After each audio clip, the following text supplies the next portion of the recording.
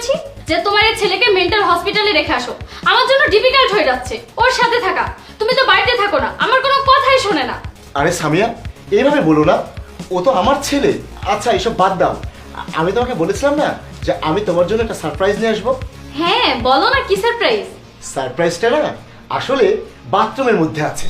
আরে তুমি এটা কি বলছো? তুমি তো বাসা আসার পর থেকে ওয়াশরুমে যাওনি, তাহলে ওইখানে আবার কিসের সারপ্রাইজ? সামিয়া, এইসব নাটক বাদ দাও। তুমি ওকে বের করে আনবে নাকি আমি ওকে বের করতে যাবো? ও কে মানে? এই তুমি এসব কি বলছো? এ বাড়িতে আবার কি আছে? আমি আর তোমার ছেলে ছাড়া? তাই না? তুমি জানো না যে আমি কার কথা বলছি? তুমি ওকে বের করে আনবে নাকি আমি বের করতে যাবো? দেখো আমি তোমাকে বলছি, আমাদের এই বাড়িতে কেউ নেই, আর কি স্বভাব তোমার কথা বলছো? আমি তোমার ওয়াইফ, আমি তোমাকে ভালোবাসি, তারপরেও কিভাবে তুমি আমার বিষয়ে সব ভাবতে পারো? ও আচ্ছা, তুমি যাবে না তো? ঠিক আছে, আমি বের করে আনছি। আর ওকে এমন মার মারবো না সারা জীবনের জন্য মনে থাকবে। আচ্ছা ঠিক আছে, থামো, আমি ডাকছি। তুহিন বাইরে আসো। হ্যাঁ বাবা, এই আঙ্কেল চকলেট খাবো? হ্যাঁ বাবা, তোমাকে আমি আরো চকলেট এনে দেবো, খাও। হ্যাঁ, এবার বলো, তুমি আর কোনো সাফাই দিতে চাও নাকি? আচ্ছা সামিয়া, আমি তোমার কোন জিনিসের অভাব রেখেছিলাম?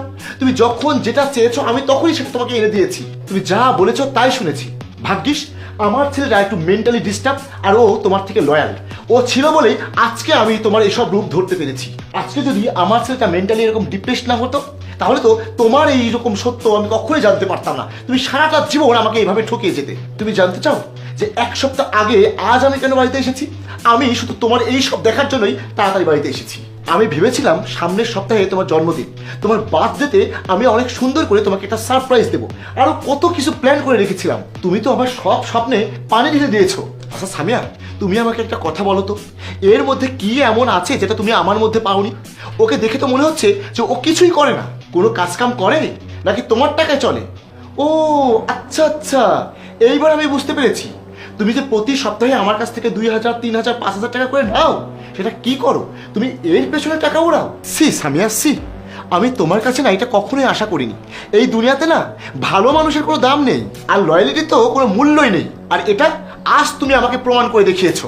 এই সব কিছু নিজের চোখে দেখার পরে আমি তো আর এক মুহূর্তের জন্য তোমার সঙ্গে সংসার করব না। আমি তোমাকে বিয়ে করার পরে নিজেকে অনেক লাকি মনে করতাম। আমি ভাবতাম যে তুমি অনেক ভালো মেয়ে। আমি ভাবতাম তুমি আমার এই প্রতিবন্ধী সন্তানকে নিজের মতো করে নিজের সন্তান ভেবে আগলে রাখবে। কিন্তু সেটা আমার ভুল ছিল, আর সেটা তুমি আজকে প্রমাণ করে দিয়েছো। আমি ভাবতাম তোমাকে বিয়ে করে আমার কপাল খুলে গিয়েছে। তুমি কখনোই বুঝতে দেবে না যে আমার ছেলেটা মেন্টালি ডিপ্রেস আর ওর মা নেই। আর তুমি